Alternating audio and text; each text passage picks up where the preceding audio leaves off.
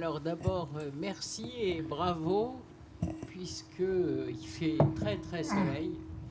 Bravo à ceux qui ont pensé à apporter leur parasol, parapluie devenu parasol pour la saison.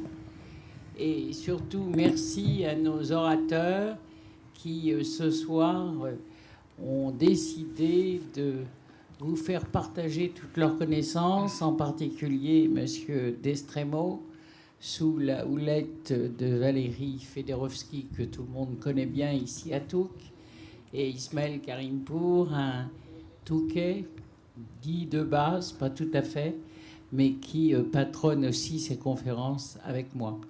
Ismaël, quelques mots?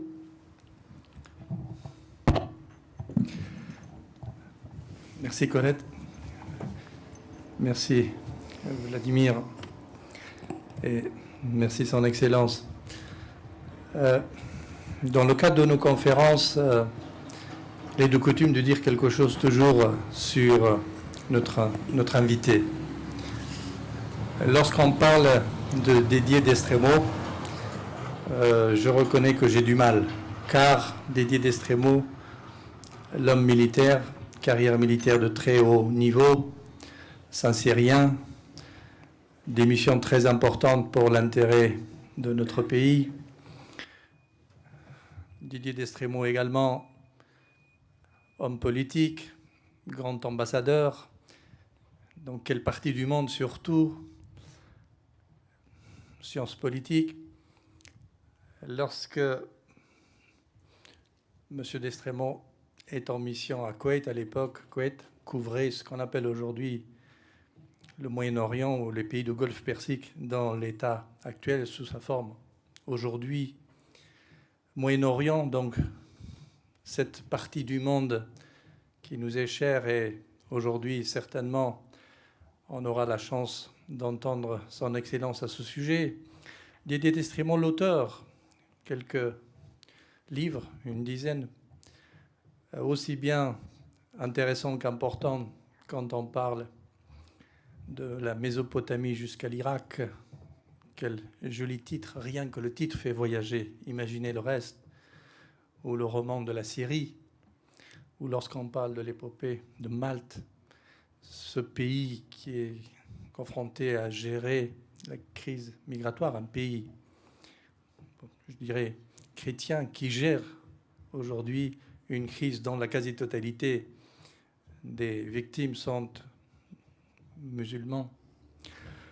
Didier Destremo, homme humanitaire, peut-être avant les autres, avant que l'humanitaire soit à la mode. Didier Destremo qui a œuvré, qui œuvre toujours au sein de Caritas, cet organisme chrétien qui offre tout simplement pour la bonté de l'homme. Donc, comment présenter Didier Destremo en si peu de temps? Tout à l'heure, je dis Moyen-Orient. Effectivement, quand on parle Moyen-Orient, qui ne pense pas à la Syrie, qui ne pense pas à l'Égypte, qui ne pense pas au Liban, qui ne pense pas à l'Iran. Mais je suis convaincu que dans l'esprit de Son Excellence, il y a ça, mais il y a autre chose.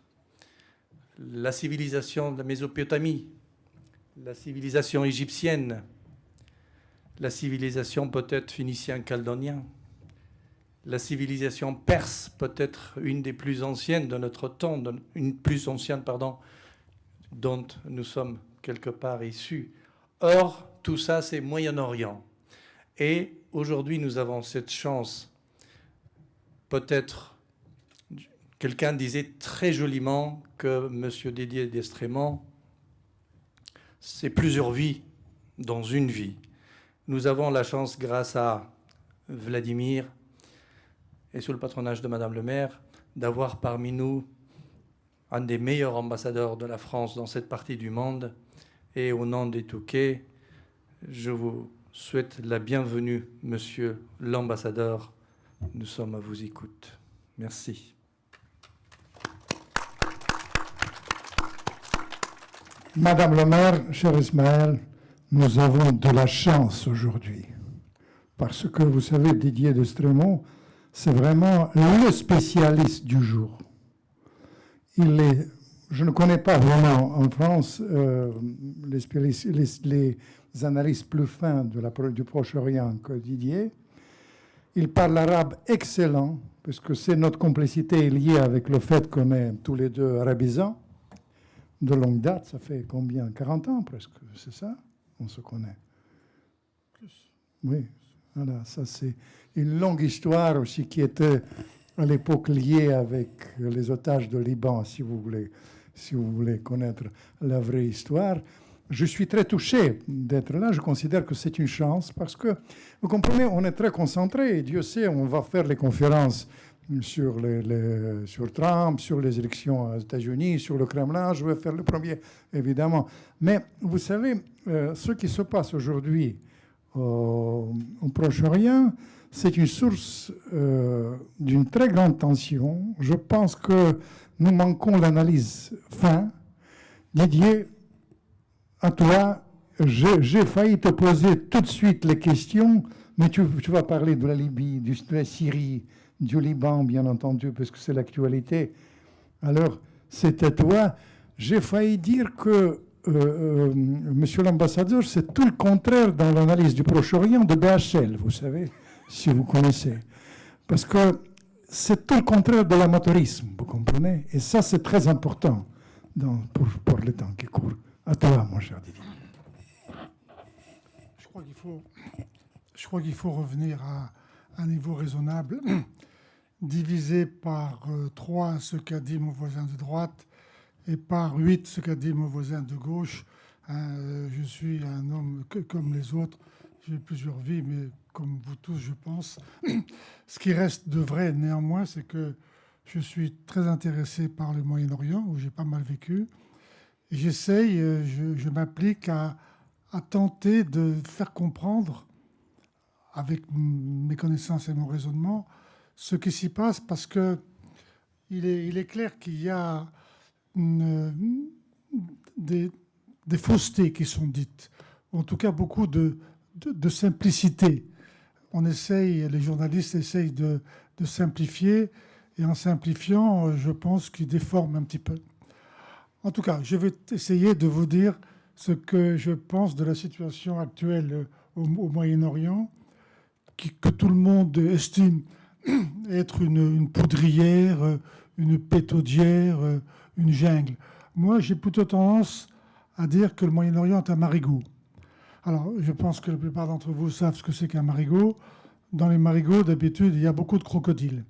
Et dans le marigot moyen-oriental, il y a aussi pas mal de crocodiles, dont 4 très importants qu'on va tenter de dévoiler un petit peu maintenant.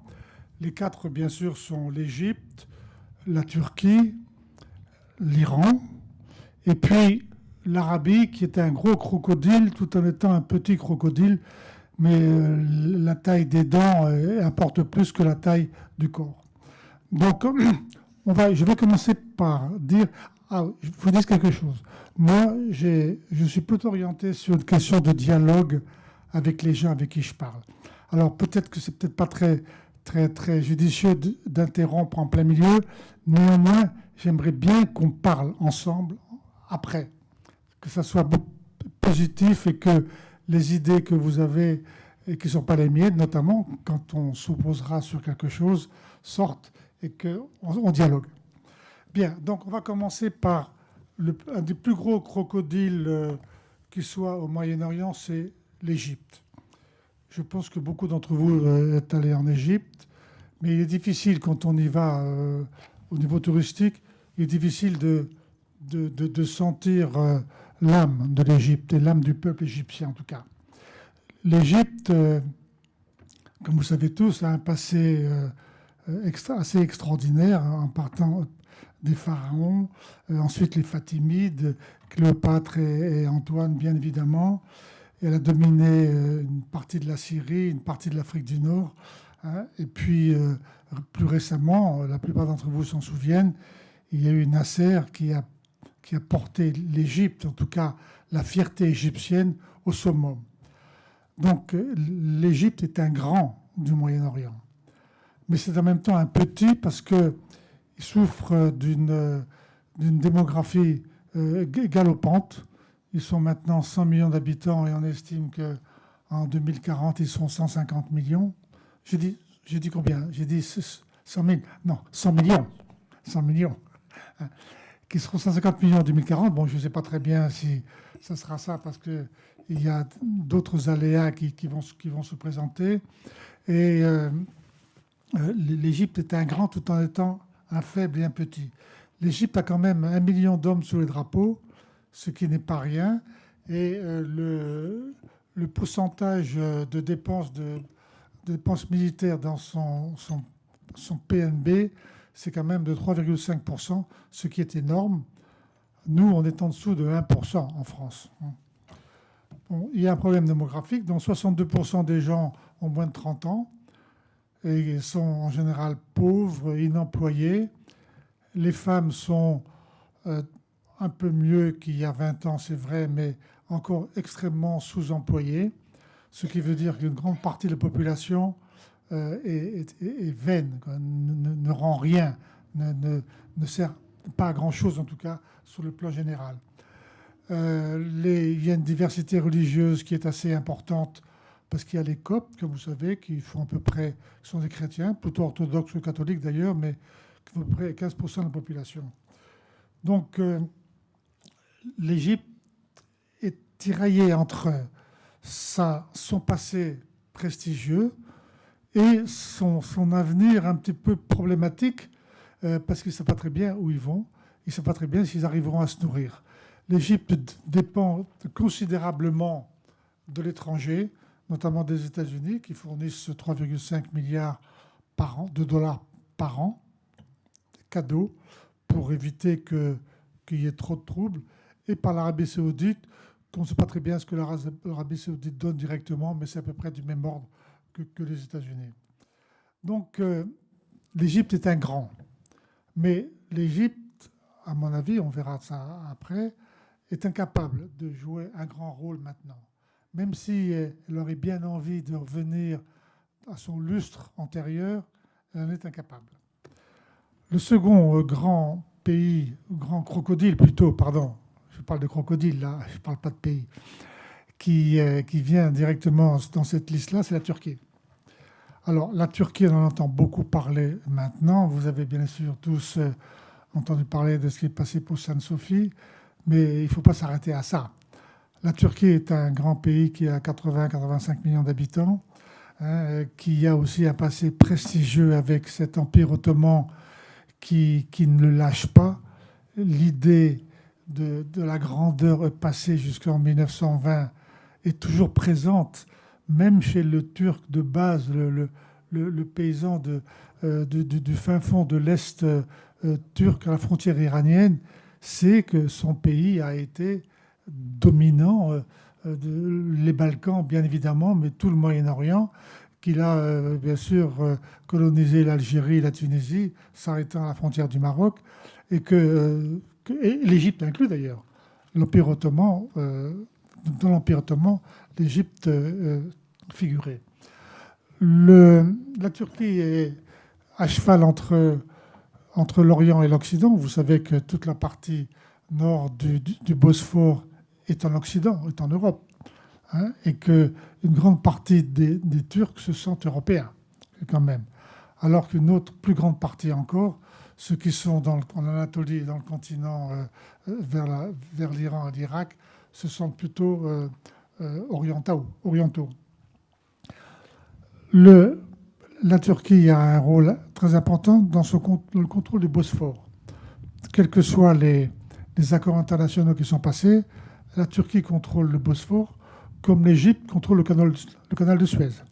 Ça fait deux verrous qui sont aux mains de chacun de ces deux grands crocodiles. L'Égypte, Suez, la Turquie, le Bosphore. La population est très jeune. Bien évidemment, la population est divisée. Vous connaissez les problèmes kurdes. Il y a environ 17 millions de Kurdes. D'autres disent 25 millions. Moi, je pense que c'est quand même beaucoup moins que 20 millions. Il y a aussi quelques chiites qui ne sont pas dans la mouvance musulmane classique. Donc, la Turquie est quand même assez divisée. Alors, bien évidemment, aujourd'hui, quand on parle de la Turquie, on pense à Erdogan, Recep Erdogan, qui joue son petit jeu très astucieusement, avec beaucoup d'audace et beaucoup même d'impudence. Erdogan se fiche des États-Unis complètement. Il méprise l'Europe, qui a d'ailleurs fermé ses portes à son adhésion à l'Union européenne. Erdogan est un vrai leader qui marche sur un fil de couteau. Il peut tomber à droite et à gauche. Pour l'instant, il arrive à capter son peuple et à le mettre, à lui rendre la fierté dont je parlais tout à l'heure, mais à le rendre aussi adhérent à sa politique un petit peu audacieuse. Le second volet de l'erdoganisme, si je peux dire, c'est le pan-islamisme. Erdogan cherche à utiliser un islam relativement modéré d'ailleurs, l'islam des frères musulmans, pour progressivement grignoter la fonction, on verra ça juste après, de l'Arabie saoudite, qui elle aussi essaye d'être le pion régnant sur les musulmans. Non seulement les musulmans du Moyen-Orient, mais aussi les musulmans ailleurs, et notamment en Afrique. Erdogan a une politique extrêmement habile et très volontariste vers les musulmans africains, qui sont très nombreux. Une grande partie du continent africain est musulman, vous le savez d'ailleurs. Le troisième volet que veut jouer Erdogan, après le pan-islamisme et le néo-ottomanisme, c'est la carte de puissance émergente. À l'instar de l'Inde, du Brésil, de l'Afrique du Sud, Erdogan veut être le poids lourd du coin. Pas seulement en tablant sur le pan-ottomanisme, sur le néo-ottomanisme, mais en tant que puissance émergente au niveau mondial. Selon lui, il y aurait le Brésil pour l'Amérique du Sud, l'Afrique du Sud pour toute l'Afrique, l'Inde qui régnerait en se battant bien sûr avec la Chine sur le continent sud-asiatique, et eux, les Turcs. Donc la Turquie est un grand crocodile, il a des dents extrêmement acérées. Maintenant, avant d'aborder l'Iran, qui est mon crocodile préféré, vous le verrez d'ailleurs, parlons de l'Arabie. L'Arabie, donc, n'a que 33-35 millions d'habitants, donc n'est pas dans la cour des grands sur le plan démographique. C'est pas de doute. Mais il est dans la cour des grands sur un autre plan, sur le plan financier, bien évidemment, on le sait. Et l'Arabie a aussi maintenant, depuis 3 ans et demi, 4 ans, un leader, Mohammed Ben Salman, dont vous avez tous entendu parler, indubitablement, le prince héritier saoudien qui agit dans l'ombre de son père, le roi Salman, que d'ailleurs j'ai bien connu quand j'étais en poste en Arabie. Il était à l'époque gouverneur de Riyad, où j'étais en poste. Donc Mohammed Ben Salman est un peu du même bois que Recep Erdogan. Une ambition très grande pour son pays, moins de moyens humains, parce que le peuple saoudien n'est plus du tout celui de Laurence d'Arabie, par exemple, ces bédouins rustiques, capables de boulotter 2-3 dattes par jour et une gorgée d'eau croupie. C'est plus du tout ça. Le peuple saoudien est amolli, la richesse l'a rendu obèse sur le plan physique d'abord, mais aussi obèse sur le plan mental. C'est-à-dire que même si ce sont des hommes d'affaires assez avisés, ils sont... Ne croyez pas que j'aime pas les Saoudiens. J'ai vécu 5 ans chez eux et je les aime beaucoup. Mais il faut être réaliste. Et puis je ne peux pas vous cacher que l'Arabie n'est pas, pour l'instant, dans la mesure de vaincre les autres crocodiles. Donc l'Arabie a des grands moyens financiers, même si maintenant ils commencent à se dissoudre un petit peu avec les différentes crises qu'ils ont vécues. Mais surtout, l'Arabie joue sur le fait qu'elle est le pays de l'islam. C'est-à-dire que c'est là que l'islam a pris naissance et que c'est là que sont les 2 villes saintes. Il y a 3 villes saintes dans l'islam, la Mecque, Médine et Jérusalem. Mais pour l'instant, l'Arabie base sa stratégie sur Médine et Jérusalem, sur ce Médine et la Mecque.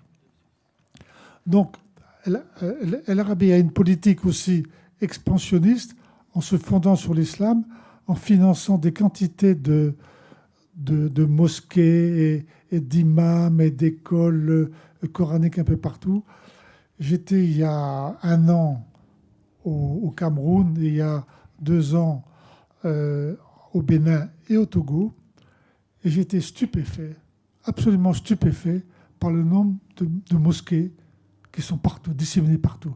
Certes, ce n'est pas l'Arabie qui a tout financé, parce qu'il y a aussi Koweït et Qatar.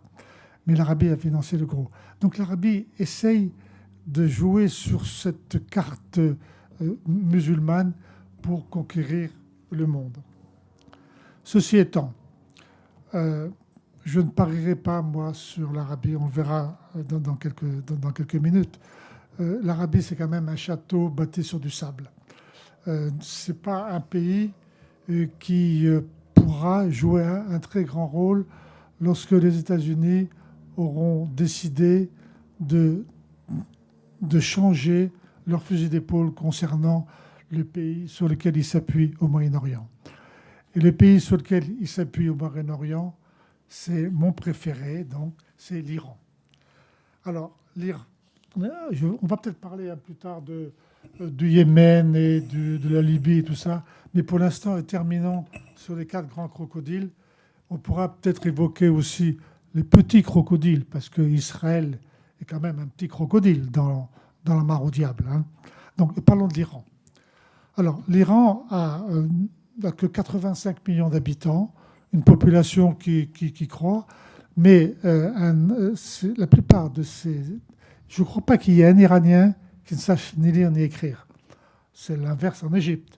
En Égypte, il y a des millions d'Égyptiens qui ne savent pas lire et écrire. En Iran, tout le monde est éduqué. Pas forcément au niveau de l'école polytechnique, mais néanmoins, tout le monde est éduqué. C'est une population énergique qui a vécu des moments difficiles, mais qui est résiliente, qui est résistante, hein, et qui est industrieuse et pleine d'inventivité. C'est là où je pense qu'on va pouvoir discuter tout à l'heure, parce que j'ai l'impression que mes vues de l'Iran ne seront pas partagées par la plupart d'entre vous, et j'en serai très content. Comme ça, on pourra au moins dialoguer. Peut-être avec vous, monsieur, tout de suite. Mais attendez un tout petit peu quand même. Donc, alors, il est vrai que l'Iran, par exemple, a prouvé sa force militaire et sa force stratégico-politique en Syrie. C'est grâce à l'Iran, c'est vrai aussi grâce à la Russie, c'est grâce à l'Iran que le régime de Bachar al-Assad ne s'est pas cassé la figure. Hein. C'est l'Iran qui a soutenu, en dépit de cette difficulté financière, de ce sacrifice militaire, c'est l'Iran qui a tenu la tête de Bachar hors de l'eau. L'Iran est donc chiite et a une envie assez grande de modifier l'image du chiisme dans le monde. Pour l'instant, dans le monde musulman, le chiisme est le petit enfant abandonné, dissident, non orthodoxe, qui n'a pas lieu de vivre et qui, en tout cas, ne peut pas donner le là dans le monde islamique. L'Iran voudrait changer ça. Il a commencé, comme vous avez vu, en battant l'Irak entre 80 et 88, et maintenant en s'installant très fort chez les chiites irakiens, et en appuyant la Syrie, et bien évidemment, je pense que beaucoup d'entre vous aussi sont conscients de ça, en étant le support principal du Hezbollah libanais, qui maintenant vraiment est le parti qui a en gros 40% d'adhérents chez les Libanais, le parti qui est dominant au Liban. Donc l'Iran a réussi, au travers de l'Irak, de la Syrie et du Liban, à atteindre la mer Méditerranée. C'est déjà une bonne chose. Le Liban a quand même des faiblesses. L'Iran a quand même des faiblesses. Par exemple, c'est une théocratie. Et une théocratie, même si les mollahs ont pris une expérience politique et économique en 40 ans, c'est quand même une théocratie qui n'est pas très moderne. Je ne sais pas combien de temps ce régime va pouvoir tenir comme il tient maintenant, mais ça risque de ne pas durer très très longtemps. Autre faiblesse de l'Iran, le poids des pasdaran. Les pasdaran, donc on les appelle en français les gardiens de la Révolution. Au fur et à mesure de leur croissance après l'avènement de l'imam de l'ayatollah Khomeini, les pasdaran ont pris trop d'importance économique. C'est eux qui ont acquis progressivement tous les leviers de l'économie et de la finance. Et ce n'est pas non plus très bon, parce que les pasdaran vieillissent. Ceux qui étaient des jeunes gens en 80 contre l'Irak sont maintenant... Ils ont donc 40 ans de plus. C'est quand même pas rien. Et donc, quand on a environ 80 ans, on se sédentarise, on s'assoit. On n'est plus aussi dynamique que quand on a 20 ou 30 ans. Donc, l'Iran a ça comme faiblesse. Et puis, la grande faiblesse de l'Iran, c'est l'hostilité irréductible des États-Unis et d'Israël. Alors, bien évidemment, l'Iran en tire en même temps un avantage dans la mesure où, si c'est le grand méchant loup américain qui s'oppose à moi, de cette façon-là, ça veut dire que je compte pour quelque chose. Ça veut dire que je suis important à ses yeux. Et ça, on en profite. On peut tirer parti d'une telle position américaine. Mais néanmoins, nous étions en Iran, ma femme et moi, il y a quelque temps. On voit qu'ils souffrent. Notamment la dernière loi Caesar ou César en français, qui organise, loi américaine du Congrès américain, qui organise le boycott et l'embargo de toute entité qui commerce ou qui trafique avec l'Iran pour étouffer la Syrie. C'est l'Iran et la Syrie qui sont visés là. Ce sont des lois qui font vraiment très très mal à l'Iran. Donc l'Iran souffre, mais elle serre les dents. Elle serre aussi autre chose, mais elle serre les dents et elle résiste. En tout cas, l'Iran est vraiment un des grands crocodiles de la zone. C'est l'héritier de la Grande Perse. Ces dynasties prestigieuses, les Mèdes, les Parthes, les Sassanides. Vous avez tous entendu parler de cette dynastie qui ont duré des siècles et qui ont régné sur l'Iran. L'Iran, c'est vraiment un grand pays qui, à mon avis, jouera un rôle important. Alors, vis-à-vis de l'Arabie, l'Iran a une nouvelle idée. Nouvelle, ça veut dire que ça a peut-être 2 ans. C'est de co-gérer les lieux saints. Jusqu'à présent, l'Arabie s'est voulu l'unique directrice de la gestion des pèlerinages, notamment, qui ramène beaucoup de monde en Arabie. Normalement, en 2020, bien sûr, non, mais les années précédentes, il y a environ 2,5 millions de pèlerins par an. C'est quand même énorme. Ça ramène beaucoup d'argent, mais ça ramène aussi beaucoup de prestige. Et l'Iran, maintenant, dit, moi, je suis musulman, je veux avoir la co-gestion avec vous, les Saoudiens, de lieux saints. Et ça crée beaucoup de perturbations et beaucoup de problèmes, de soucis à l'Arabie, parce que, effectivement, on ne voit pas pourquoi ce serait un seul pays qui gérerait le monde global de l'islam. Je vous rappelle que l'islam a quand même un nombre de milliards d'habitants, d'adhérents importants, que c'est l'Indonésie qui a environ 500 millions d'habitants, qui est le plus grand pays musulman du monde, et qu'effectivement, il n'y a pas de vraie raison pour que l'Arabie continue à gérer seule les lieux saints. Alors, maintenant qu'on a bien définit ces grands crocodiles, on peut parler d'un petit crocodile qui est petit en taille et en nombre d'habitants, c'est Israël, mais qui n'est pas petit en capacité de nuisance de la zone et de capacité de militaire, politique, économique. Vous savez tous qu'Israël s'est implanté par le forceps, par la force, au Moyen-Orient en 1936 en gros, et en 1947 réellement comme État. C'est un État étranger que tous les pays environnants ont vraiment envie de repousser à la mer, ce qui ne se fera jamais. C'est terminé. Israël restera là, pas exactement dans les frontières actuelles, mais en tout cas Israël est maintenant indéboulonnable. Et Israël a les dents longues, notamment sur le plan militaire. Et pour certains des Israéliens, notamment le gouvernement actuel de Netanyahou, les dents longues sur le plan territorial. Donc Israël est aussi un crocodile, même si on ne peut pas le compter parmi les 4 grands. Il y a un autre crocodile qui a joué un rôle, on peut dire ça a eu payé, c'est la Syrie. Mais maintenant, n'en parlons pas parce que l'état actuel dans lequel est la Syrie la disqualifie complètement de jouer un rôle.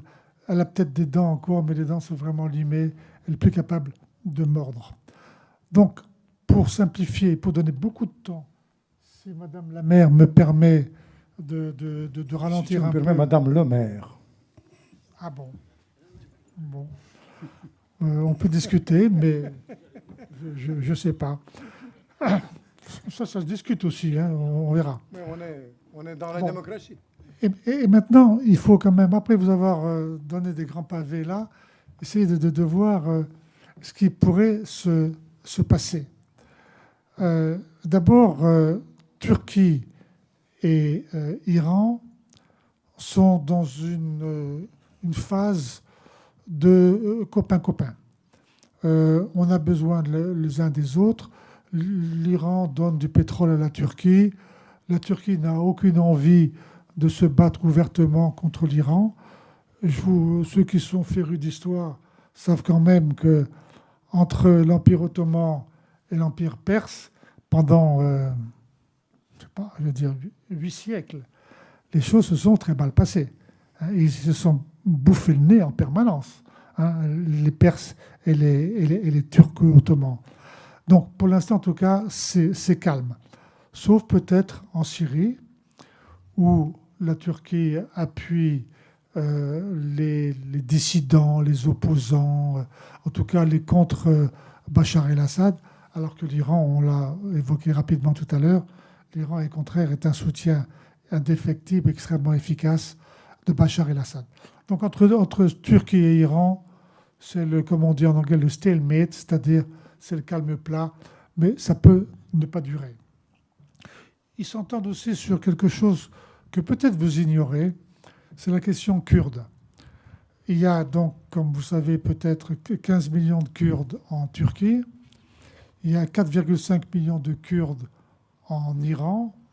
Et Turquie comme Iran n'ont aucune envie que les Kurdes redressent la tête et imposent ou revendiquent une certaine autonomie et tout ça. Donc, en ce qui concerne la question kurde, Iran et Turquie, c'est cul et chemise. Ça s'entend très bien. Ils luttent aussi chacun contre le trafic de drogue, qui est extrêmement intense dans la zone, là. Ils sont en désaccord sur l'Irak, mais ce n'est pas fondamental. De toute façon, l'Irak n'est plus un crocodile. D'ailleurs, vous l'avez vu, je ne l'ai pas cité comme un crocodile important dans la zone. Et puis, bien évidemment, la Turquie, qui est plutôt frère musulman, appuierait le Hamas palestinien, le Hamas qui est essentiellement dans la zone de Gaza, alors que l'Iran n'est pas du tout favorable au Hamas. Turquie contre Arabie. Alors, on l'a dit tout à l'heure, c'est qui va régner sur l'islam. La Turquie est a été le siège du calife et du sultan jusqu'en 1920, hein, et a envie, peut-être pas Erdogan lui-même, mais a envie de revenir religieusement à la tête de l'islam. Alors que l'Arabie, bien évidemment, considère qu'elle a un droit indubitable d'être encore la patronne de l'islam et la protectrice, la gardienne des deux lieux saints. Ce qui oppose Turquie et Arabie, même si ça s'atténue maintenant, c'est une affaire dont vous avez entendu parler, bien évidemment, c'est l'affaire Khashoggi. L'assassinat du journaliste Khashoggi à Istanbul, c'est une pilule qui est pas encore, que les Turcs n'ont pas encore avalée. Et puis il y a un nouveau dossier qui oppose la Turquie et l'Arabie, c'est le dossier libyen, mais mon ami Vladimir m'a dit qu'il voulait nous tirer les verres du nez sur ce dossier-là, donc je ne vais pas trop aborder ça. La Turquie contre l'Égypte, Turquie et Égypte. Alors, je ne sais pas si vous vous souvenez bien, mais le patron de l'Égypte actuellement, c'est le maréchal Sissi, qui a déboulonné et quasiment tué Morsi, l'élu des frères musulmans, qui a été élu démocratiquement, ce qui est quand même relativement rare dans la zone. Je pense que c'était une vraie élection démocratique qui a élu Morsi. Donc Turquie et Égypte, ça ne va pas très bien, notamment en raison de cette haine des frères musulmans que le maréchal Sissi, le patron d'Égypte, éprouve toujours, alors que Erdogan appuie les frères musulmans. Il y a un nouveau dossier qui va faire couler beaucoup d'encre, et peut-être de sang d'ailleurs, c'est le dossier du pétrole en Méditerranée. Vous savez que c'est assez récent, enfin, c'est une dizaine d'années. Hein. Tout est récent dans la zone qui a 5000 ans d'histoire. Mais on a découvert pas mal de pétrole et de gaz en Méditerranée. Ça a attisé l'appétit de tout le monde. Hein. Le Turc, le premier, qui essaye de dépouiller les Libyens, les Libanais et les Cypriotes de leur zone.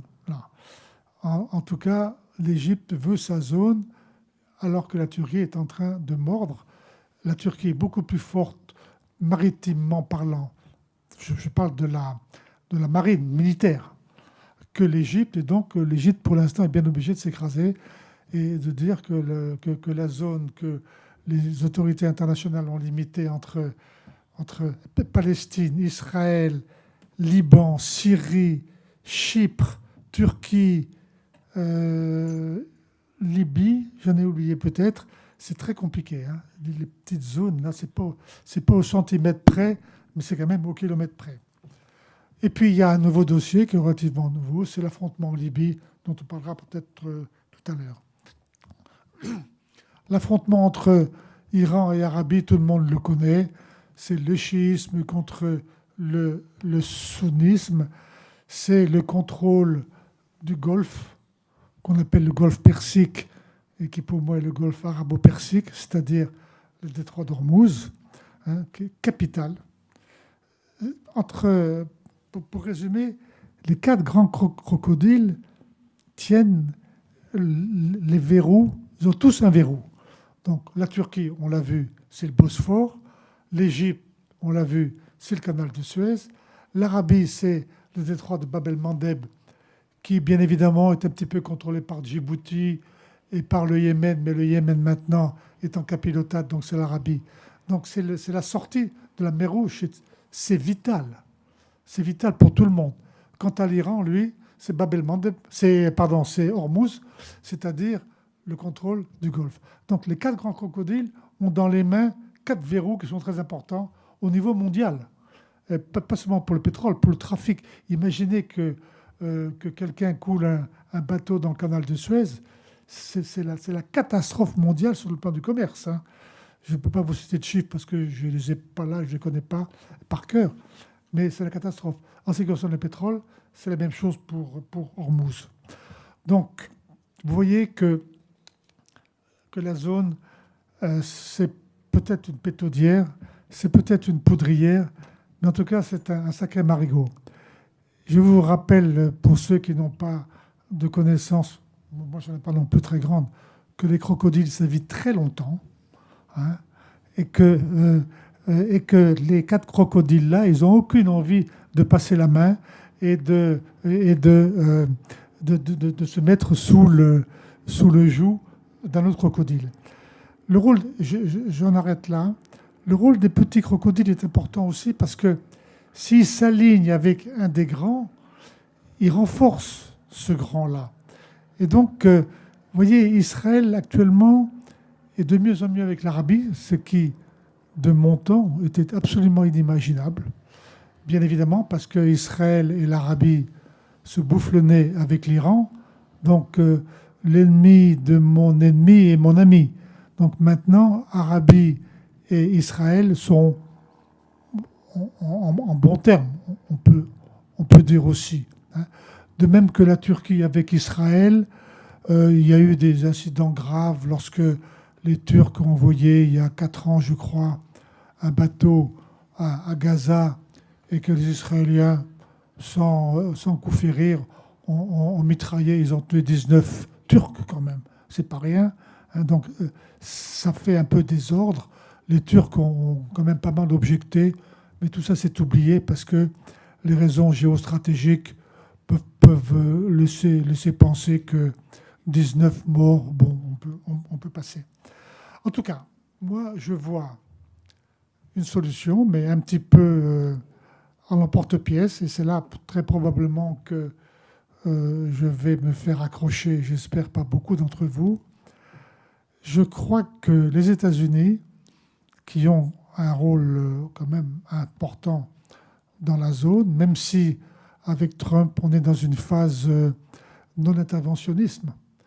Il y a le moment où les États-Unis interviennent partout, foutent leur nez partout, et des moments où ils se retirent et ils ne veulent pas entendre parler du monde.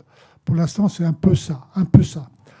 Donc, même si pour l'instant Trump est non interventionniste, il appuie fondamentalement l'Arabie et Israël, bien sûr, contre l'Iran. Mais je crois qu'un jour, ils vont se réveiller, les Américains, et ils vont s'apercevoir que sur le long terme, c'est pas l'Arabie qui compte.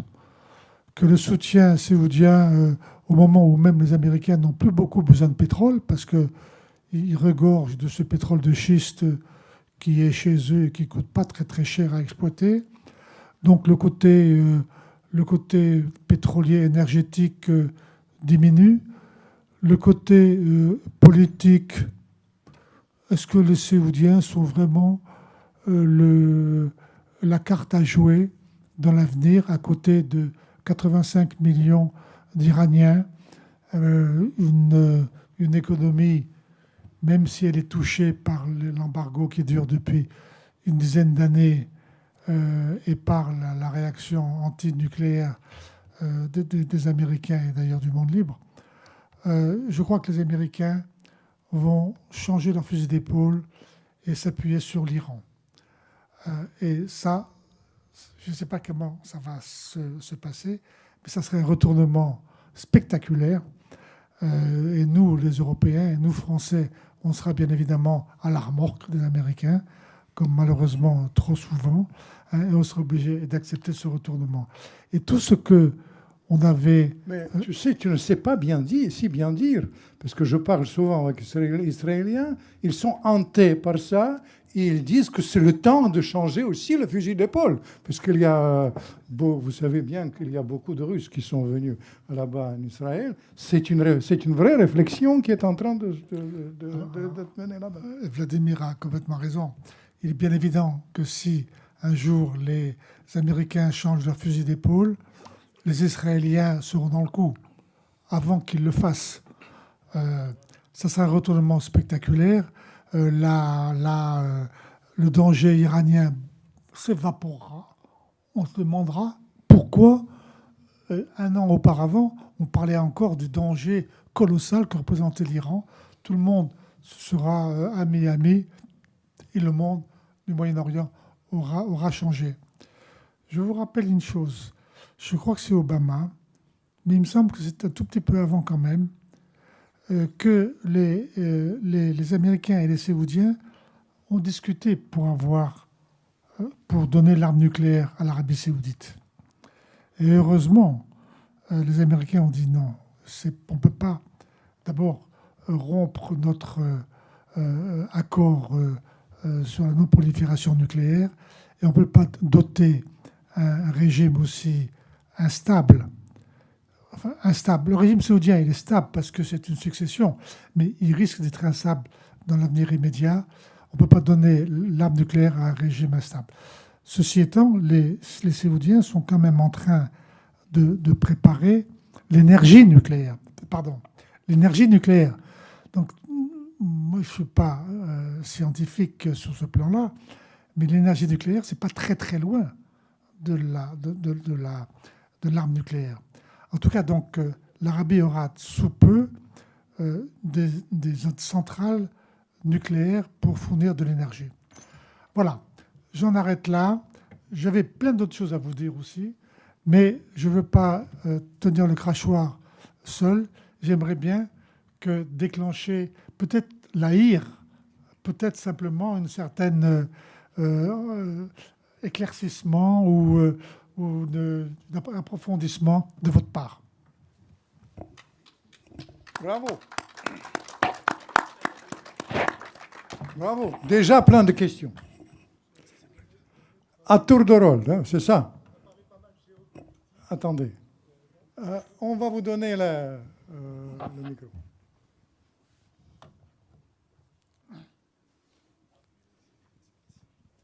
Oui, merci pour votre exposé qui était... J'ai adoré le terme de crocodile, d'une part. Le quoi ? De crocodile. Pour rester dans les crocodiles, justement, et pour déplacer un petit peu la géopolitique, vous avez peut-être oublié un verrou qui me paraît extrêmement important à l'heure actuelle et qui nous touche de près. C'est le verrou social de l'immigration qui est tenu par Erdogan, alors aussi bien en Libye qu'en Grèce et que par le Bosphore. Et notamment, et j'en viens parler également à parler sur les accrochages récents qu'il y a eu avec la marine française et la Turquie, et également sur les... Vous avez parlé également d'un certain nombre de pays impliqués sur le pétrole. La Grèce en est un, et donc on est touché au niveau européen.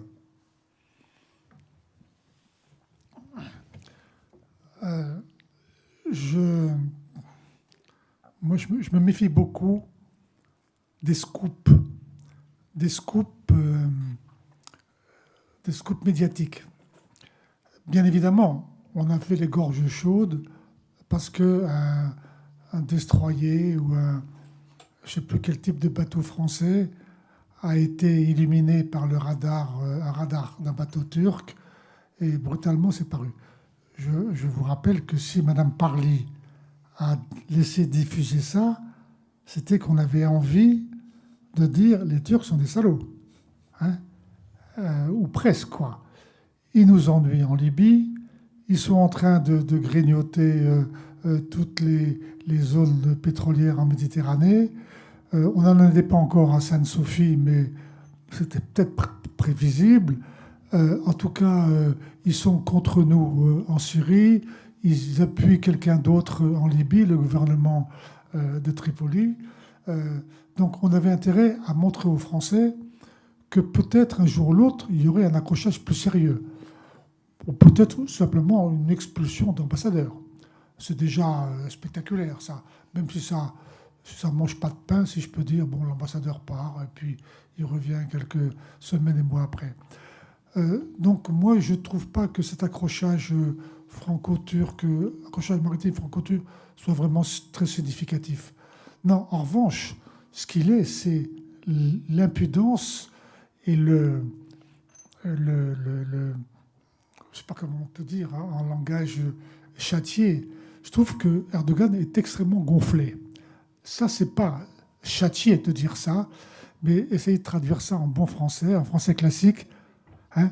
Il est audacieux, il sait où pousser ses pions, il sait très bien que les États-Unis feront tout pour que la Turquie ne quitte pas l'OTAN ou ne s'éloigne pas temporairement.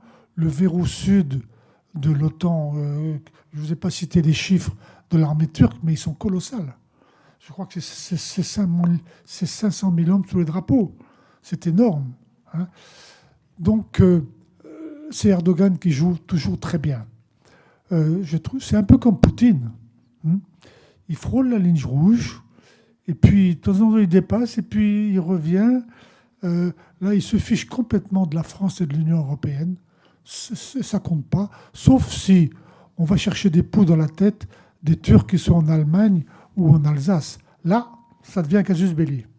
Donc, Erdogan, il a posé ses limites. Ne venez pas me chatouiller là et là et là et là, parce que sinon, je vous rentre dans le lard. Donc, je trouve que c'est un vrai chef d'État. Maintenant, en Europe et en France, on est en train de dire, et je crois que c'est ça auquel vous faites allusion, qu'Erdogan, socialement, dans son pays, n'est pas soutenu, parce que l'économie ne marche pas très bien et tout ça. J'aurais tendance à me méfier de ce genre de vérité qu'on assène sans fournir beaucoup de preuves. La Turquie n'est peut-être pas un pays ultra prospère, mais je vous promets que quand on va en Turquie, on trouve que les choses fonctionnent. Et pas seulement à Istanbul ou Ankara, ou à Iskenderun ou à Izmir, hein. Même dans l'Est turc. Hein. Je ne vous dirai pas ce que j'ai fait dans l'Est turc, mais ça tourne, quoi. Les gens ne crèvent pas de faim.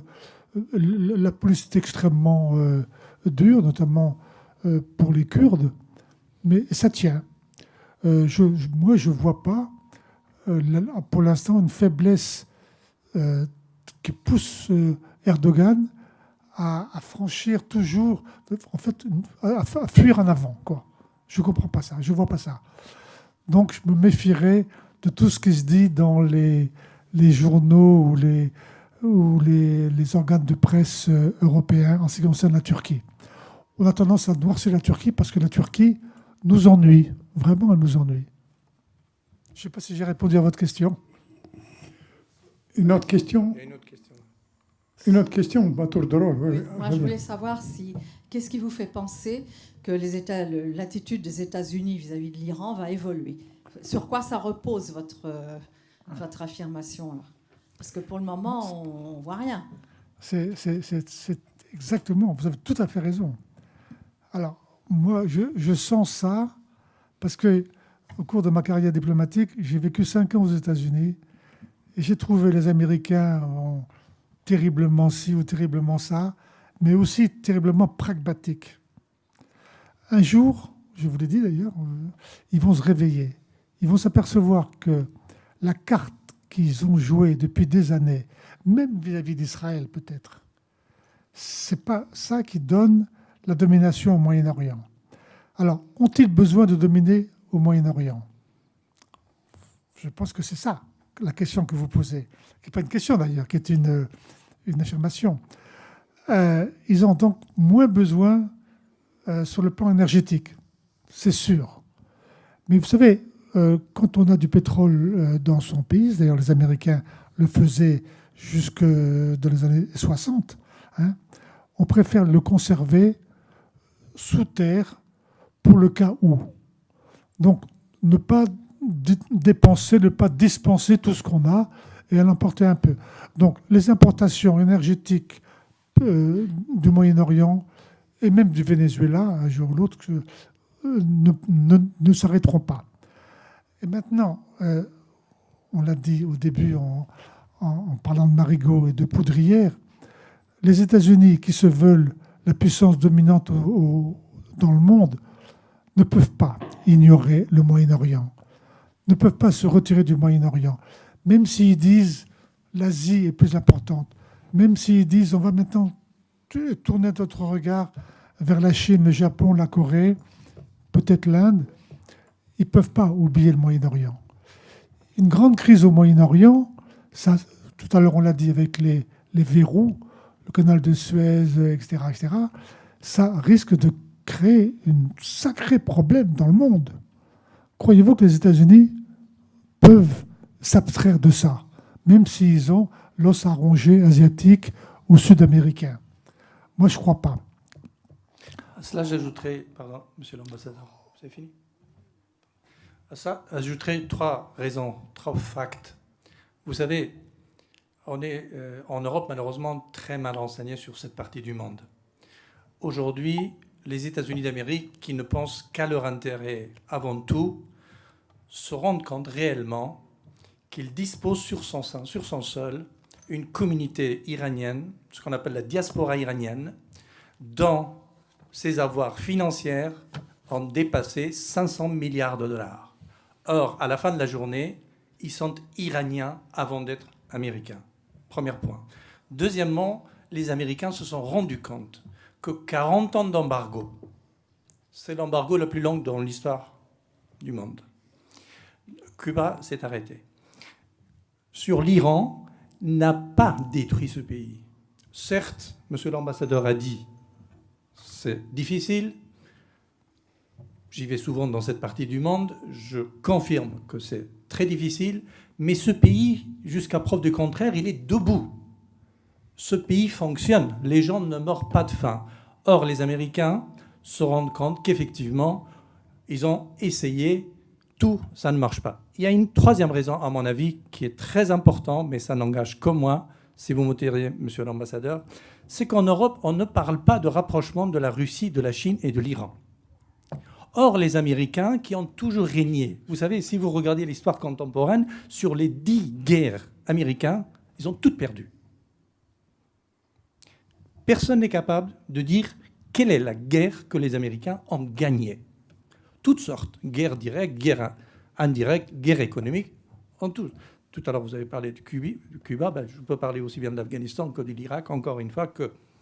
Donc, à la fin de la journée, ils se sont certainement, ils vont se rendre compte. Je ne parle pas de cette hypothèse de ce monsieur qui à la tête de ce pays, mais c'est quand même une grande démocratie, ce pays. Donc, vous savez, on ne parle pas en Europe d'un accord qui n'est pas encore signé, qui est en cours de négociation entre l'Iran et la Chine.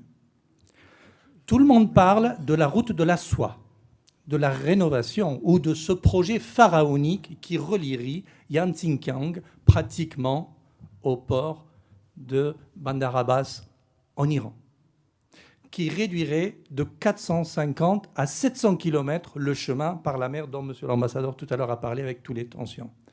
Aujourd'hui, on nous parle d'un rapprochement entre la Chine et l'Iran, bien entendu avec le soutien silencieux de la Russie, qui consisterait en un investissement de 470 milliards, je pèse mes mots, 470 milliards de dollars sur 10 ans sur les infrastructures iraniennes en matière gazière, en matière pétrolière et en matière de terres agricoles. Donc, je pense que cet accord, qui est en cours de négociation pour le moment, permettrait aux Américains de se réveiller un peu. Et en tant que Français, je profite de l'occasion. J'espère que ça nous permet de réveiller nos politiques, car, je m'arrêterai là, lorsque j'ai connu ce pays, les échanges de l'Iran avec la France dépassaient à peu près 4 milliards de dollars. Il n'y a pas très longtemps, hein. Les Renault, les Peugeot, les Schneider, les nucléaires, les Sanofi, les Rongpulang anciennement, etc., c'était des fleurons de l'industrie de l'Iran. Aujourd'hui, ils sont remplacés par la Chine tout simplement et nos échanges dépassent péniblement 2 millions. Pourquoi 200 millions. De 4 milliards, de 200 millions. Donc, pourquoi? Parce que nous avons décidé aveuglement de suivre les Américains, mais chaque fois qu'on avait besoin de faire tomber nos soldats sont allés, que ce soit pour Bosnie-Herzégovine, que pour l'Afghanistan. Bon, les soldats français meurent, mais lorsqu'on parle de la reconstruction, les codes d'investissement de ces pays dirigés par les Américains interdisent aux sociétés européennes, dont les Français, de faire quoi que ce soit. J'espère, monsieur l'ambassadeur, qu'un jour notre diplomatie se réveille. Merci beaucoup. Est-ce que tu es content du dialogue? Je veux juste rajouter quelque chose, madame. Vous vous souvenez bien sûr, lorsque Nixon est allé en Chine, hein, il a complètement renversé la politique américaine en Chine. Deuxièmement, ce que vient de dire mon compagnon à droite, là, c'est exactement ça. À partir du moment où la Chine s'intéresse à l'Iran, les États-Unis ne peuvent pas ne pas s'intéresser à l'Iran. Donc, je ne sais pas si je vous ai convaincu de ça. Je ne veux pas me poser en prophète, mais je sens qu'un jour ou l'autre, ça va arriver. J'espère être vivant pour le voir. Mais ton flair nous a toujours avertis depuis tant d'années, monsieur l'ambassadeur. Excellence. Voici le micro, on a promis le micro ici.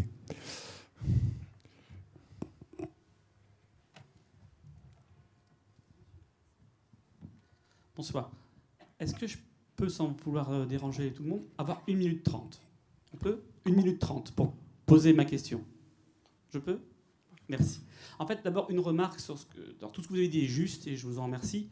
Quelques mots, quelques adjectifs, parfois vous employez pour certains pays qui peuvent irriter, mais les faits sont justes. Juste une petite remarque, une anecdote et une question.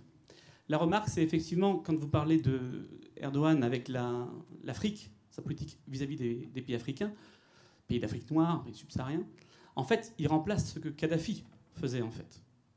Et c'est avec les mêmes... plus d'armes et moins d'argent. Donc, on va dire que ça s'équivaut, effectivement. Sur la partie anecdote, moi, je me souviens quand j'avais vu un président que vous avez cité, avant qu'il devienne, selon moi, non pas fou, mais très téméraire, audacieux, comme vous l'avez dit, il m'a dit, voyez, monsieur, il y a 3 pays qui comptent dans la région. Alors, moi, je croyais qu'il allait me parler de l'Égypte, 80 millions d'habitants déjà à l'époque, 85, 90 aujourd'hui, une armée, etc. Il m'a dit, il y a 3 pays qui comptent. C'est la Turquie. On sentait l'Empire ottoman quand il voulait dire ça, mais il a dit la Turquie. C'est l'Iran et c'est Israël. Et je ne lui dis pas de pays arabes. L'Arabie Saoudite qui compte. Il me dit il y a 3 pays qui comptent. Tout se fait entre ces 3 pays. C'est 2 contre 1 et ça change en fonction des moments. Vous l'avez dit, il y a 15 ans, Israël et la Turquie étaient les meilleurs amis du monde, entraînement militaire commun, etc., face à l'Iran. Ce qui me fait dire aussi qu'il y a des constants dans l'histoire. Et il y a 3 pays qu'on a cités qui ont des histoires qui ne datent pas d'un siècle ou de Saxe-Picot. 1920, c'est pas la Syrie, c'est quand même l'Empire perse, donc l'Iran, qui est un grand pays. Et quand je dis grand pays, ça veut dire aussi grande civilisation. Donc personne ne veut détruire l'Iran. Les gens veulent détruire le régime iranien, oui, mais pas l'Iran. C'est un grand pays avec des gens de niveau technique excellent, le meilleur de la région. C'est la Turquie qui est placée géographiquement de manière excellente et qui a une armée et qui a un dessein. La volonté d'expansion, on le voit avec la Libye, on le voit avec Chypre, on le voit avec la Grèce, etc. Et puis il y a Israël qui est un petit crocodile au nombre d'habitants et au nombre de territoires, mais qui peut effectivement se donner les moyens. Et la constante qu'il y a, c'est que ces pays, moi je l'ai écrit il y a 10 ans, Israël et l'Iran sont faits pour s'entendre. D'abord, ils s'entendaient bien il y a 40 ans. Ils s'entendaient même très très bien. Et ces pays sont faits pour s'entendre. Et je pense effectivement, comme vous l'avez dit, que c'est anecdotique, la relation entre l'Arabie Saoudite, anecdotique en termes de durée, entre l'Arabie Saoudite et Israël. Les vraies relations, c'est entre ces 3 grands pays, la Turquie, Israël et un pays en puissance, je parle, Turquie, Israël et l'Iran. Donc la remarque d'Erdogan qui m'avait dit il y a 3 pays qui comptent, il n'avait pas mis de pays arabes, ce qui m'étonnait beaucoup.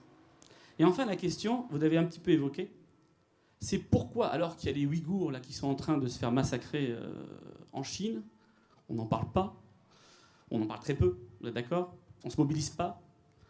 Il y a des... On ne va pas censurer. En Amérique du Sud, des pays qui sont complètement avec des situations difficiles. Pourquoi est-ce qu'on ne parle finalement que de ce Moyen-Orient comme si on vivait presque dedans ? Presque, non pas avec, mais presque dedans. Alors la Turquie, c'est vrai qu'il y a beaucoup de Turcs en France et en Allemagne, et en Belgique, qui pèsent beaucoup au niveau de lobby, au niveau de l'action qu'ils peuvent mener. Mais il n'empêche que moi, ça me semble disproportionné par rapport à finalement ce que représentent ces pays. Pour certains, ils ont du pétrole, mais le pétrole comptera peu dans 50 ans. Donc pourquoi est-ce qu'on en parle tant ?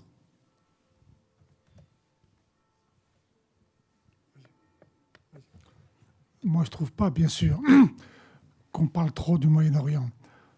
Je ne crois pas qu'il faille parler que du Moyen-Orient. Mais on aurait tort, comme je dis en commençant, de dire que ou bien c'est une pétaudière épouvantable il n'y a rien à faire, c'est l'instabilité érigée en système, donc on n'en parle plus, ou bien que ce sont des petites bagarres entre voisins, et puis ça passera. Je pense que le Moyen-Orient, comme l'Inde en particulier, ou la région hindoue, une importance dans le monde. Et j'aimerais bien que l'Europe, notre Europe, qui a du mal à naître, acquiert aussi cette importance pour jouer un rôle devant les États-Unis, devant la Chine. Et je regrette beaucoup que, même si de temps en temps l'Europe arrive à émerger, que pour l'instant, je peux vous le dire malheureusement, et avec beaucoup de peine, qu'au Moyen-Orient, l'Europe, c'est quasiment zéro. Voilà. C'est très triste à dire. Alors que, il n'y a pas très longtemps, j'ai fait un article sur la politique arabe de la France.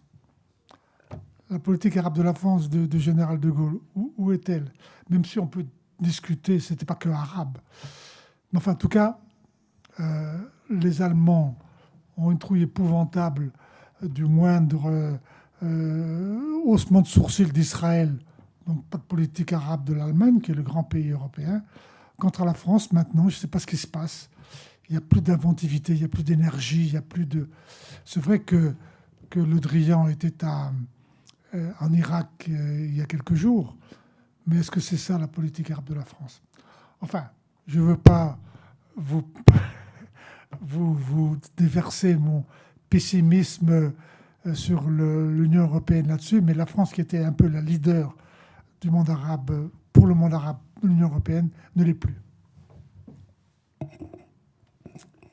Je vous en prie.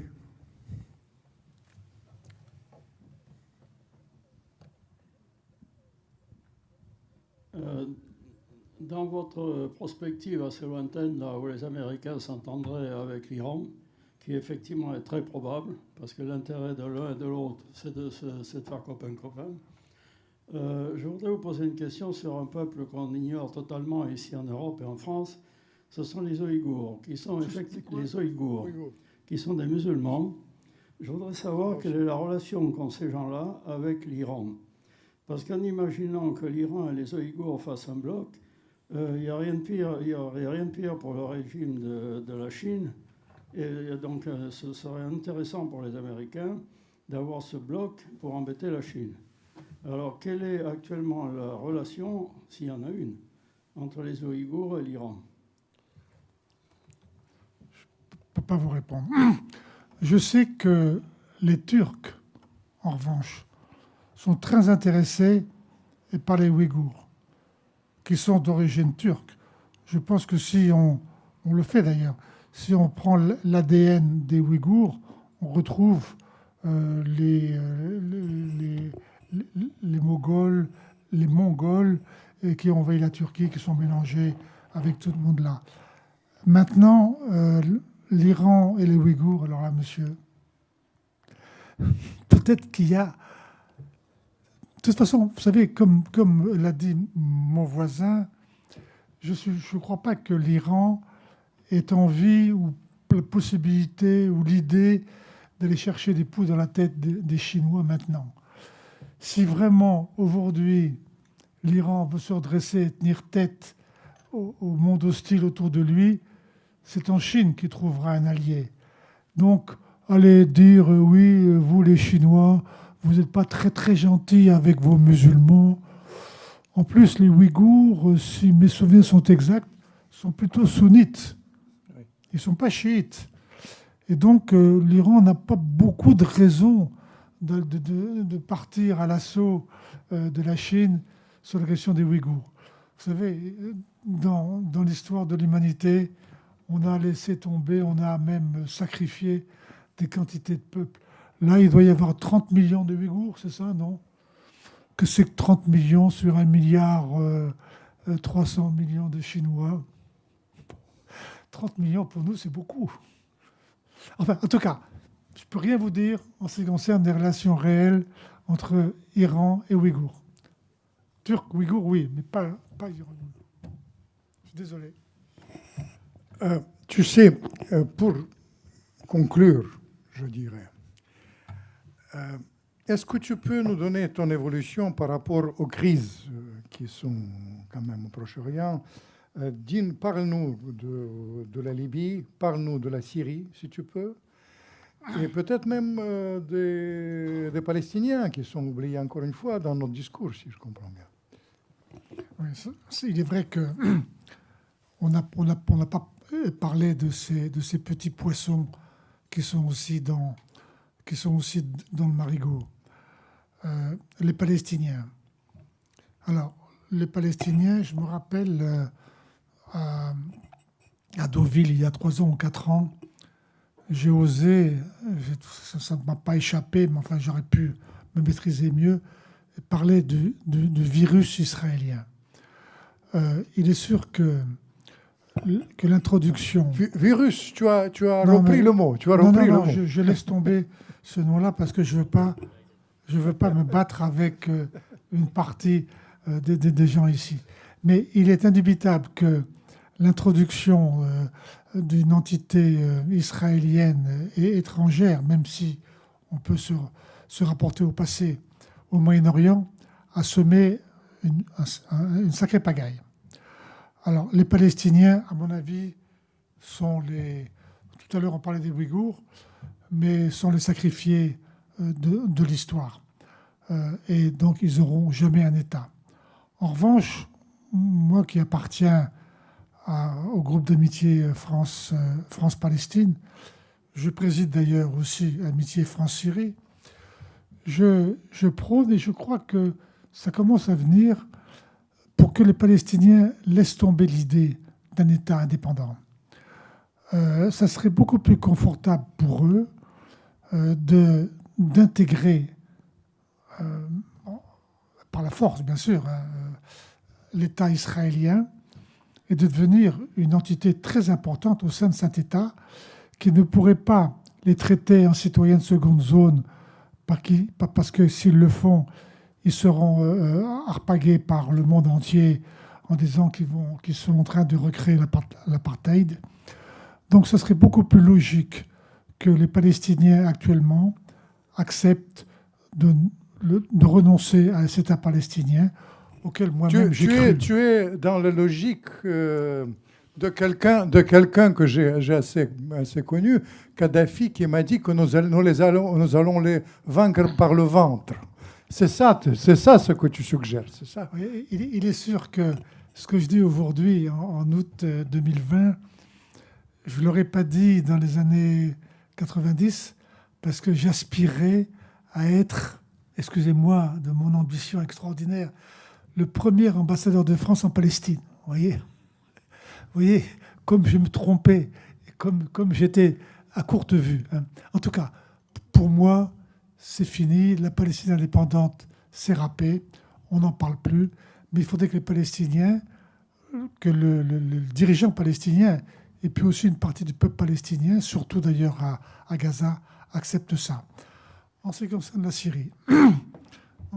Syrie, c'est autre chose. Je crois que contrairement à de nombreux régimes, la Tunisie, la Libye, l'Égypte, Bachar el-Assad a bien durement, très très durement manœuvré pour conserver le pouvoir et ne pas succomber à ce qu'on appelle les printemps arabes. Bien évidemment, comme vous savez tous, il s'est mis dans la main des Russes, d'une part, et des Iraniens de l'autre, ce qui limite un petit peu ce sentiment de victoire. Il a fait fuir un nombre très important de Syriens, 10, 12 millions, qui sont, comme vous savez tous, en Turquie, au Liban, en Jordanie, et d'ailleurs un peu partout, aussi en France. Hein. Donc, ça sera difficile. Mais je pense que maintenant, peut-être que là, vous allez encore m'accrocher, une grande majorité des Syriens préfèrent que Bachar reste. Qu'on ne recommence pas les luttes entre sunnites, alaouites, chrétiens, sunnites, alaouites, sunnites, comme c'était un petit peu le cas lorsqu'il n'y avait pas une poigne de fer, comme Hafez el-Assad, le père de Bachar, a tenu pendant une vingtaine d'années son pays. il y a des pays, vous le pensez aussi, je crois, qui ne peuvent pas avoir un régime démocratiquement démocratique. Et il n'y a pas que la Syrie, il n'y a pas que la Turquie, il n'y a pas que l'Égypte, il y a aussi la Russie. Hein. Est-ce qu'il y a un jour ou l'autre, il y a eu dans l'histoire un régime démocratique en Russie? Non. Il leur faut un tsar, il leur faut un Poutine. Eh bien, c'est peut-être leur vocation. Tu es encore une fois raciste. Ça va durer longtemps. Tu es encore une fois raciste. Mais c'est ça. Hein. Alors, en Syrie, bon, c'est vrai que sous le mandat français, on peut discuter un peu démocratique. Il y a eu une instabilité incroyable. Je ne me souviens pas du nombre de coups d'État. Je crois qu'il y a eu 11 coups d'État en Syrie avant qu'Hafez el-Assad ne prenne le pouvoir. Donc c'est ça qu'on préfère. Donc en définitive, même si Bachar el-Assad est vilipendé, s'il est voué aux gémonies, je crois qu'il restera et que ça sera le bien de la Syrie. Et je suis très triste parce que le gouvernement français ne veut pas reconnaître le fait qu'on n'a pas vocation, nous Français, ou nous Américains d'ailleurs, ou nous Chinois, à choisir les régimes à droite et à gauche. Hein. Bachar el-Assad ne nous plaît pas, l'homme ne nous convient pas forcément très bien, mais c'est ça. C'est en tout cas le régime qui dirige la Syrie, et c'est à mon avis celui avec lequel il faut traiter. Et moi je milite beaucoup pour que, progressivement, à petits pas, on renoue avec la Syrie. Qu'on commence à envoyer un attaché consulaire, et puis on ouvre une antenne consulaire, et puis un service culturel, et puis un chargé d'affaires, et puis in fine, on échange à nouveau les ambassadeurs. Parce que si on continue comme ça, on perd tous ces pions en Syrie. La France, qui était relativement aimée quand même, en dépit du mandat français entre 1920 et 1936, la France maintenant est accusée de ne soutenir aucun des partis. Moi, je connais bien les Syriens, je préside France-Syrie, et je vous promets que c'est très triste que la France n'arrive pas à avoir le courage de dire « nous avons fait erreur, on s'est trompé, on a dit que Bachar partira comme Moubarak en Égypte, ou Kadhafi en Libye, ou Ben Ali en Tunisie, on s'est trompé. » Voilà. Ben, nous, les êtres humains, on fait erreur. Et voilà. Et les régimes et les gouvernements peuvent faire des erreurs. On a fait une erreur, pardonnez-nous, on repart. Comment ? Alors bien sûr, il y aura des Syriens qui rentreront chez eux, je l'espère pour la Syrie, parce que les Syriens qui font partie de mon association, ce sont des pointures. Hein. Ce sont des médecins, des avocats, des ingénieurs. Hein. Ils vont manquer à la Syrie. Donc la Syrie aura besoin de se reconstruire. Il faut aussi des financiers. Non, moi, je voudrais bien. Je trouve que l'histoire de la France, d'ailleurs, c'est curieux que je parle comme ça avec vous, comme si vous étiez mes amis très proches. Mais l'histoire de la France, c'est construite avec l'immigration. Hein. Heureusement que nous sommes un peuple de bâtards, en quelque sorte, quoi. Hein. On a du sang venant de partout. Si on n'avait pas les Italiens, les Espagnols, et puis d'autres, les Roumains maintenant, ben on peut discuter sur les Roms et les Tchétchènes, c'est vrai. On peut discuter, mais c'est ça. Or, ça serait bien que des Syriens restent en France. Mais en même temps, les Syriens qui sont en France, s'ils ne partent pas, c'est la Syrie qui s'appauvrit. Et 2 mots à propos de la Libye, parce qu'on en parle beaucoup. Alors la Libye, bien évidemment, dès qu'il y a un endroit qui est instable, où ça chicore, où ça grenouille dans tous les sens, les puissances dominantes ont intérêt ou envie d'occuper le terrain. Et là, comme tout à l'heure on l'a dit, on l'a reconnu, la puissance dominante, c'est la Turquie. Elle a décidé d'occuper le terrain. Pas forcément avec beaucoup de militaires turcs, non. Comme vous savez tous, hein, on envoie des mercenaires. C'est assez facile hein, de donner $300 américains à un Syrien pour aller se battre au profit des intérêts turcs en Libye. Et puis, en même temps, ce faisant, la Turquie se débarrasse de gens un peu encombrants quand même, hein. Les anciens militaires syriens qui sont réfugiés, qui ont fui le régime de Bachar el-Assad et réfugiés en Turquie, un jour ou l'autre, ils peuvent créer des ennuis. Ils connaissent le maniement des armes, ils peuvent être manipulés par d'autres. Donc allez un peu voir un peu comment je me porte en Libye. Et puis ça encore, c'est un coup de dé de Erdogan. C'est très bien joué. Hein, une fois encore, il faut reconnaître, on l'aime pas, hein, il nous ennuie, il fait plus que nous ennuyer. Hein, mais il joue bien pour lui. Il joue bien aussi pour le prestige de la Turquie. Hein, bien évidemment, le prestige, ça monte et ça descend. Mais pour l'instant, les Turcs se sentent vraiment importants. Ils sentent qu'ils tirent les ficelles au Moyen-Orient avant de le tirer en Afrique. Mais pour l'instant, Erdogan gagne.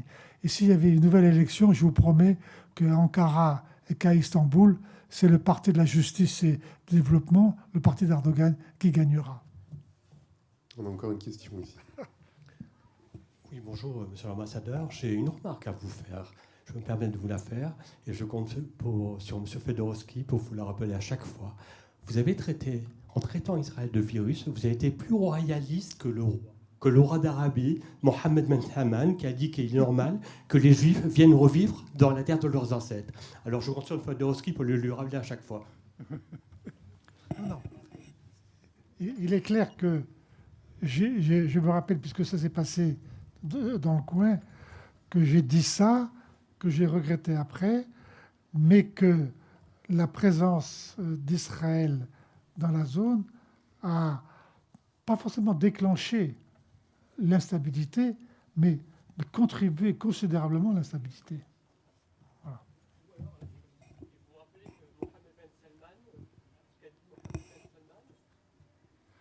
Alors, Mohammed Ben Salman, lui, il est le petit Erdogan de la zone. Il est très nationaliste. Il a envie de remplacer, ça encore c'est une de mes visions, le wahhabisme par le nationalisme saoudien. Hein, et lui aussi, il crée une certaine instabilité. Il n'y a pas de doute. Mais au début, c'était quand même le président d'Israël dans la zone qui a déclenché un peu tout. Les Jordaniens, les Syriens, les Égyptiens. Tu sais, on peut rappeler Sykes-Picot. Il y a beaucoup d'autres facteurs qui ont... Oui, ça c'est les choses comme ça. Mais finalement, c'est bien d'avoir le dialogue et la discussion. Et c'est bien aussi qu'on peut non seulement... On peut parler comme ça. Qu'on peut parler comme ça, oui, bien sûr. Bien sûr. Il y a une autre question, c'est ça? Après.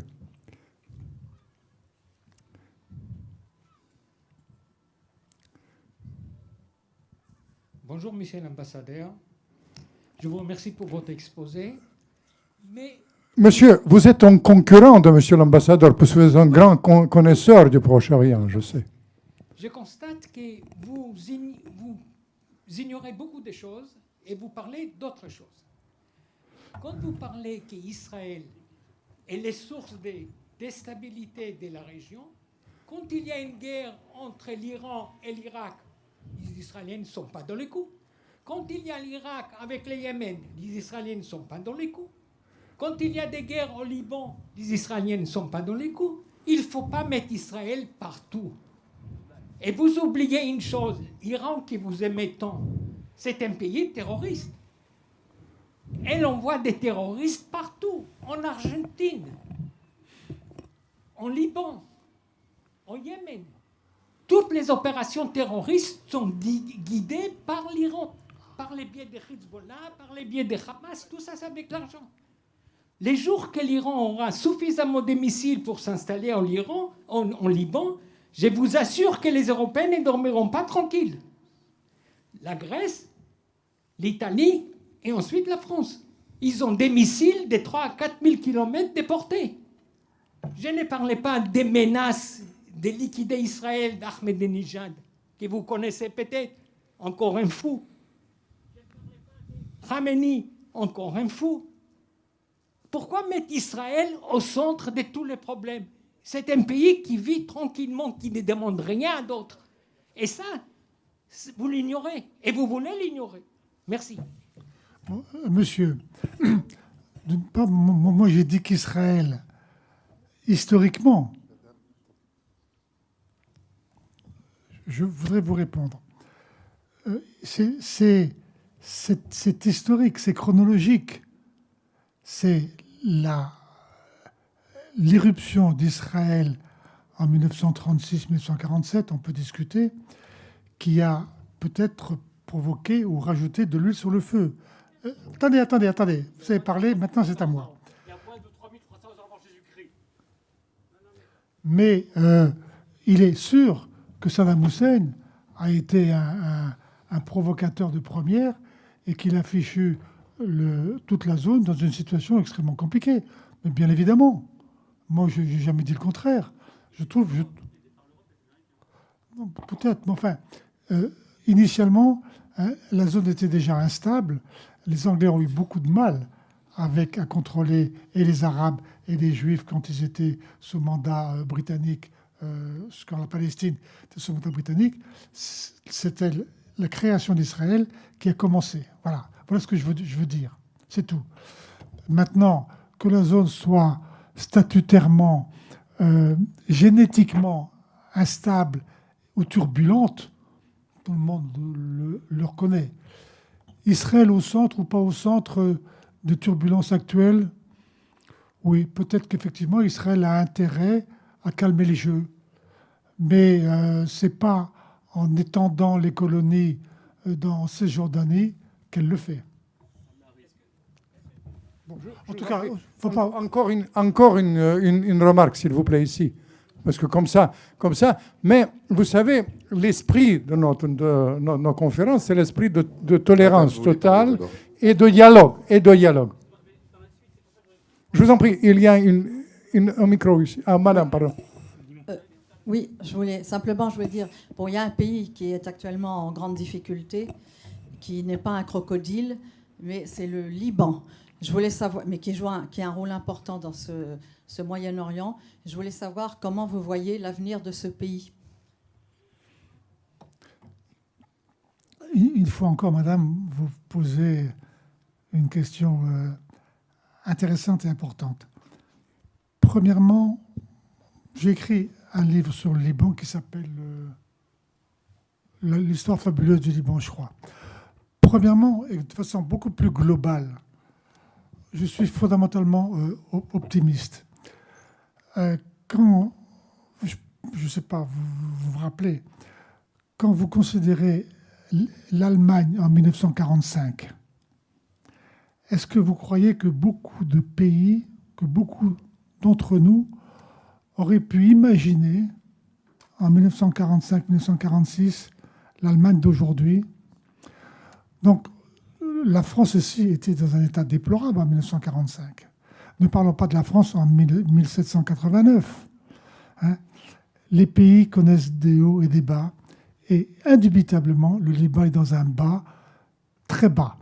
Peut-être qu'il aura du mal à aller plus bas, d'ailleurs.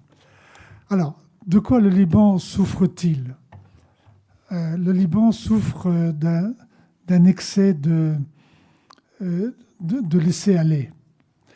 Le Liban est un pays béni, que moi j'aime beaucoup, mais où personne ne fait réellement d'efforts collectifs.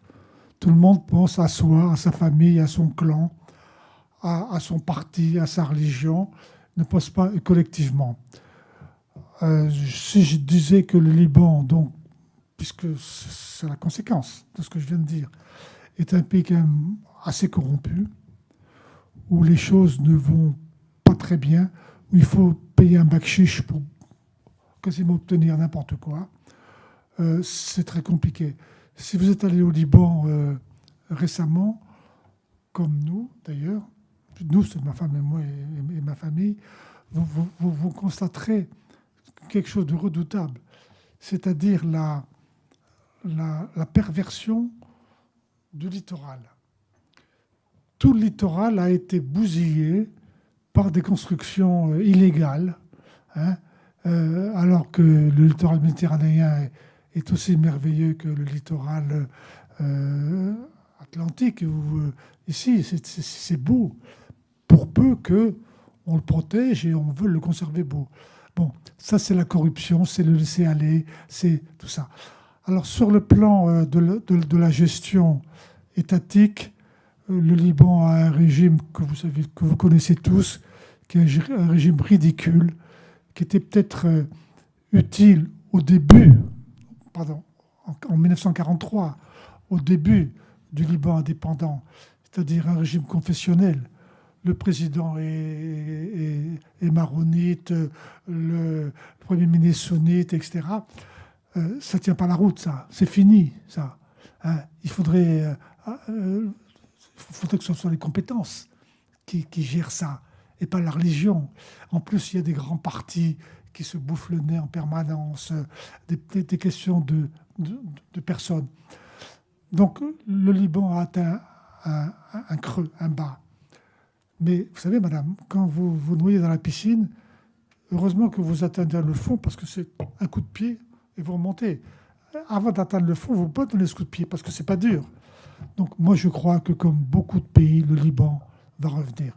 Peut-être que vous allez me taxer d'idéalisme, d'irénisme, d'optimisme un peu foufou, mais je crois que c'est ça. Il faut qu'un pays souffre vraiment beaucoup pour se redresser. Les Libanais sont très industrieux et très, très malins, mais comme je l'ai dit, ils sont encore trop individualistes. Et donc, il faudrait qu'ils acquièrent, à propos, le français aussi, hein, vous êtes au courant de ça. Donc, on se ressemble un petit peu. Nous aussi, on devrait peut-être être plus collectif et moins individualiste. En guise de conclusion, peut-être, s'il n'y a pas d'autres questions, juste... D'accord. Non, je ne fais pas la conclusion alors, dans ce cas-là. Juste un mot, et après la conclusion de nos...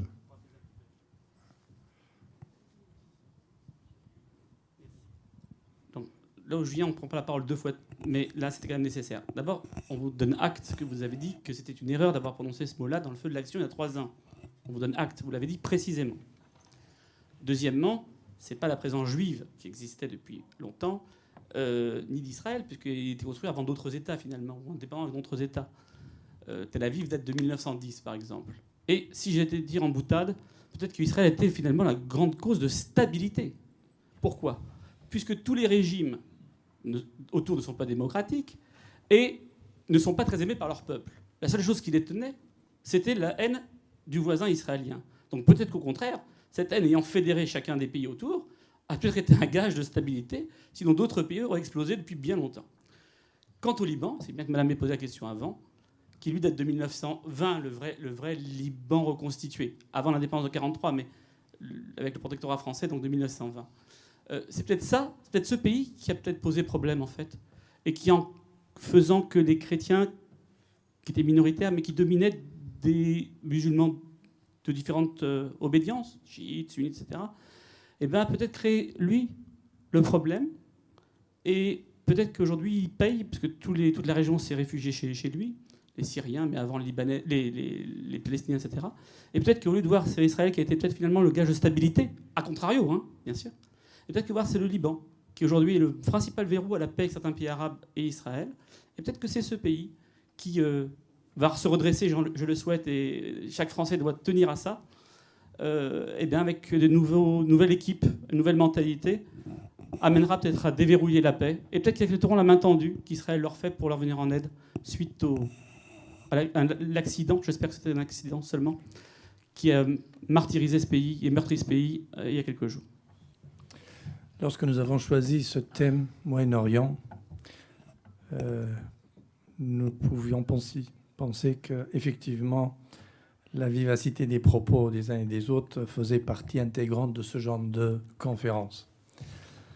Mais j'ai le sentiment qu'on peut remercier Monsieur l'ambassadeur de ce qu'il vient de dire, parce que nous a éclairé sur certains aspects de cette partie du monde qui est toujours au feu en sang. Mais moi, j'ai tendance toujours à finir par une note d'optimiste, monsieur. Sinon, la moitié vide du verre, ça mène nulle part. Merci, monsieur. Merci, madame le maire, d'avoir organisé cette réunion. Je prends acte de deux choses qui ont été dites. Premièrement, rapprochement entre les États-Unis et l'Iran. Je pense que par les temps qui courent, rares sont les observateurs, rares sont les médias qui puissent oser un tel pari. Mais ça a été dit à Touques, service de communication de Touques prendra acte certainement, quelque chose qui va se réaliser. Quand je finis, s'il vous plaît. Merci. Donc, service communication de la mairie prendrait acte qu'un jour, ça se réalisera. Tout à l'heure, vous avez parlé du rapprochement d'Israël et de l'Iran. Je confirme et je partage votre sentiment. Vous savez, si on regarde l'histoire, c'est Kourouch, le roi perse qui a rendu la liberté au peuple juif en Égypte. N'oublions jamais, c'est l'histoire. Deuxièmement, personne n'a parlé des régimes. Je pense qu'il ne faut pas parler des régimes. Nous parlons des civilisations du Moyen-Orient. Effectivement, il y avait d'autres choses. Je vous invite, tout le monde, à faire un voyage en Iran. C'est le seul pays musulman qui a 2 synagogues ouvertes à Téhéran et Isfahan. Je vous invite également, pour ceux qui s'intéressent, que le synagogue électoral le plus ancien du monde se trouve aujourd'hui à Isfahan, et un autre exemple dans le voisin à côté, Herat, en Afghanistan. Ce sont des choses qu'on ignore, ce sont des choses qu'on ne sait pas, parce qu'on ne veut pas qu'on sache ce genre de choses. Or, je prends note que ça a été dit ici dans cette tribune, qu'un jour, ces peuples se retrouveront. Et pour ma part, pour le temps qui me reste, je suis tout à fait prêt à prendre le pari. Je vous remercie vivement d'avoir répondu favorablement, malgré cette chaleur, à cette conférence. Je remercie bien entendu, encore une fois, mais jamais assez, mon ami Vladimir, qui a parrainé, qui organise, qui ose, et avec sa fidélité, sous le patronage de Madame le maire. Mille merci encore, cher Didier. Excellence, bravo. Et merci pour vos contributions, parce que c'était pas seulement une question, c'était le vrai débat. Et en dehors de politiquement correct, parce que l'esprit de conférence, c'est aussi d'éviter qu'on répète la même chose, de politiquement correct, BFM, etc. On évite ça. Maintenant, je tiens à vous dire, parce que vous savez, on équilibre. Nous avons esprit d'équilibre, vous avez remarqué, le dialogue. Mais pour équilibrer, nous voulons vous faire voyager la prochaine fois. Il y a notre amie qui est vraiment une des créatrices du musée d'Orsay, conservatrice en chef honoraire du musée d'Orsay, et il va nous parler des jardins des impressionnistes, avec des tableaux extraordinaires qu'on va projeter ici, peut-être plutôt à l'intérieur, parce que pour projeter. Et ça, ce sera le 24 août, et c'est à 18h.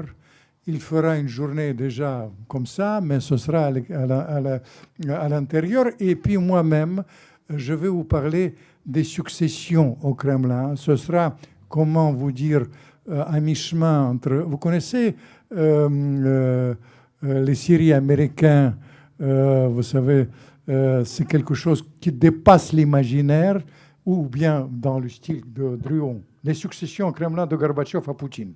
Si tu peux venir, le premier, ce sera le 1er septembre, et j'espère que ce sera à l'extérieur. Merci d'être là et merci pour votre courage.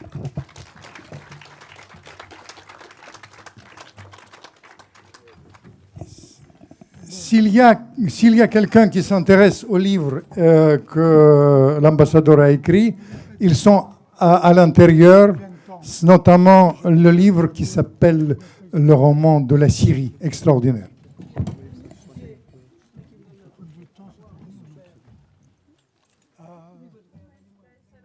C'est ton verre.